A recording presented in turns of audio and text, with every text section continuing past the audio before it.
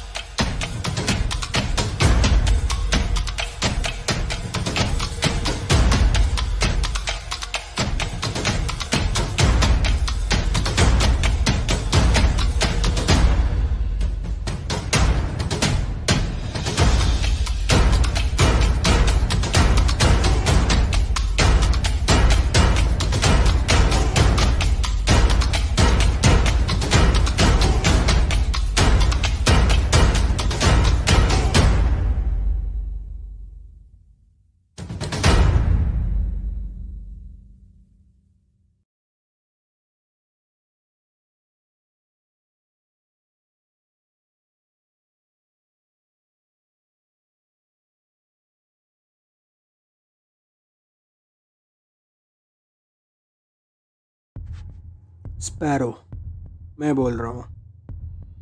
हाँ जनाब, आपके ही फ़ोन का मैं इंतज़ार कर रहा था जनाब। बोलिए जनाब, मुझे आगे क्या करना होगा? क्या कालीपदा जाने की सब तैयारी पूरी हो चुकी है तुम्हारी? हाँ जनाब, हमारे सारे बंदे एकदम से तैयार हैं, वो भी हमारे माल के साथ। पूरी सब तैयारी एकदम पूरी हो चुकी है, बस आपके इशारे की देरी है। तो समझो इशारा मिल चुका है। तुम्हें आज रात को ही कालीपदा के लिए निकलना होगा और तुम शाम तक कालीपदा की सीमा तक पहुंच जाओगे। वहां के नाकाबंदी को कैसे भेदना है ये तुम अच्छी तरह से जानते हो। बाकी आगे क्या करना है ये तो तुम्हें मामूशी ने बता ही दिया होगा। उस हिसाब से ही तुम्हें चलना होगा। क्योंकि शाम के बाद रात का वक्त है और रात में वहाँ डकैतियों का आतंक चलता है। इसलिए मामूशी ने पिछली बार तुम्हें जो कहा है उस हिसाब से ही तुम्हें चलना होगा। बाकी जो तुम्हें सपोर्ट लगेगा वो सामने से मैं तुम्हें देता रहूँगा, समझे? जी जी जनाब, बिल्कुल वैसा ही करेंगे। मैं अपने ज़िम्मेदारी पर हमारा पूरा माल कालीपदा की बाउंड्री तक लेकर जाऊंगा। बीच की सभी नाकाबंदियों को कैसे तोड़ना है ये जिम्मेदारी पूरी की पूरी मेरी होगी, जो मैं बखूबी से निभाऊंगा। और आगे चलकर मामूशी ने जो मुझे बताया है उस इलाके के बारे में, उसको मद्देनज़र रखते हुए मैं मामूशी ने जो कहा है उसको ही फॉलो करके आगे बढ़ता रहूँगा। जो सपोर्ट मुझे मामूशी ने कहा है उस सपोर्ट के साथ मैं तय वक्त पर उस स्पॉट पर पहुंचकर अपने माल की डिलीवरी दे दूंगा। और वहां से आगे का रास्ता जो होगा वो आपको फ़ोन करने के बाद मुझे पता चल ही जाएगा। तो उस हिसाब से मैं अपनी प्रिपरेशन करवा लेता हूँ। ठीक है, बहुत अच्छी बात है स्पैरो। तुम अपने काम को बखूबी से अंजाम दे सको, बस यही चाहते हैं हम। और हम ये चीज़ मानते हैं कि जो काम आप स्पैरो को दो वो उसे करके ही दम लेगा। तो उस तरह से ये काम भी तुम अच्छी तरह से निभा सको, इसका मैं लोहा मानता हूँ स्पैरो। बस मुझे खफा मत करा देना इसमें। ये डिलीवरी बहुत इम्पॉर्टेंट है हम सब के लिए, क्योंकि कालीपदा ये एक ऐसी चीज़ है, एक ऐसी जगह है जहाँ पर किसी ऐरे गैरे को धंधा करने की इजाज़त नहीं है। इसलिए बहुत गिने चुने खिलाड़ी ही कालीपदा में धंधा कर सकते हैं, जिसमें से हम हैं। तो उसका हिस्सा तुम बनने जा रहे हो स्पैरो। तो इस बात की खबरदारी रखना कि हमें हमारे काम में तारीख फतेह हो। ठीक है स्पैरो? मैं बाकी का काम तुम्हें वहाँ पहुँचकर बता दूँगा। और याद रहे, अगर बीच में कोई भी कठिनाई हो, कोई भी मुश्किलात हो, तो हमें वहाँ ज़रूर फ़ोन करवा देना। बाकी तुम तो जानते हो कि माल को गाड़ी में डालकर कैसे लेकर जाना है और नाकाबंदी कैसे क्लियर करवानी है, उसमें तो तुम्हें हम सब से ज़्यादा महारत हासिल है। तो उस हिसाब से तुम्हें आगे बढ़ना होगा। मैं तुम्हारे फ़ोन का इंतज़ार करूँगा वहाँ पहुँचकर। जी जी जनाब, बिल्कुल सही कहा आपने। मैं यहाँ से माल निकाल कर वहाँ नाकाबंदी क्लियर करके मामूशी ने जैसे कहा वैसे उन लोगों का सहारा लेकर एक तय वक्त पर उस स्पॉट पर पहुँच जाऊँगा और अपने माल की डिलीवरी सही सलामत दे दूँगा। उसके बाद क्या होता है ये आपके इशारे पर मैं आगे बढ़ता रहूँगा। सब बातें इसी तरह से तय होकर आगे बढ़ते रहेंगी और इसमें कोई भी मुश्किलात हो मैं आपको बीच में कॉल करके उन मुश्किलों को दूर करने की कोशिश ज़रूर करूँगा। इस बारे में कोई दो राय नहीं है जनाब, बिल्कुल ऐसे ही करेंगे। ठीक है स्पैरो, तुमसे यही उम्मीद थी। बाकी की बातें अगर कुछ ऊपर नीचे हो मामूशी तुम्हें समझा देगा। मेरे ख्याल से तुम्हारे निकलने से पहले मामूशी तुम्हें एक बार कॉल कर लेगा और तुम्हें एग्जैक्ट चीज़ें बताने के बाद तुम आगे बढ़ सकते हो अपने काम पर। वैसे याद रहे, ये डिलीवरी कोई मामूली नहीं है, लेकिन ये काम हमेशा की तरह है जो तुम उसे करना बखूबी से जानते हो। इसलिए नाकाबंदी से माल क्लियर करवा आगे लेकर जाना ये तुम्हारे लिए बाएं हाथ की चीज़ है, जो तुम्हें हर बार की तरह इस बार भी करनी होगी। रही बात कालीपदा की, कालीपदा एक टेढ़ी चीज़ है, एक अलग ही जगह है और उसका अंदाज भी निराला है। उस हिसाब से हमें जो करना है वो हमें करना ही पड़ेगा, वरना तुम मुश्किल में फंस जाओगे स्पैरो। इसलिए मामूशी ने जो भी कहा है तुम्हें, उस हिसाब से तुम्हें आगे बढ़ना होगा। वैसे उसने तुम्हें तो बता ही दिया होगा कि 8 में से 3 डिलीवरीज उसकी फ़ेल हो चुकी हैं और सिर्फ 5 में ही वो कामयाब हो चुका है, वो भी सामने वाली गैंग की मदद से। तो तुम अच्छी तरह से सोच सकते हो कि अगर मामूशी जैसे आदमी को वहाँ शिकस्त मिल सकती है तो तुम्हें कितनी एहतियात वहाँ बरतनी होगी। समझे स्पैरो? उस हिसाब से तुम्हें आगे बढ़ना होगा। मामूशी को एक रेफरेंस पॉइंट पकड़ के तुम अपना अपना काम निकलवाने की कोशिश कराओ, ताकि तुम्हें आगे जाकर दिक्कत ना हो और एक काली पदा का अच्छा अनुभव तुम्हें प्राप्त हो। समझे स्पैरो? बस यही सब है अपने धंधे में।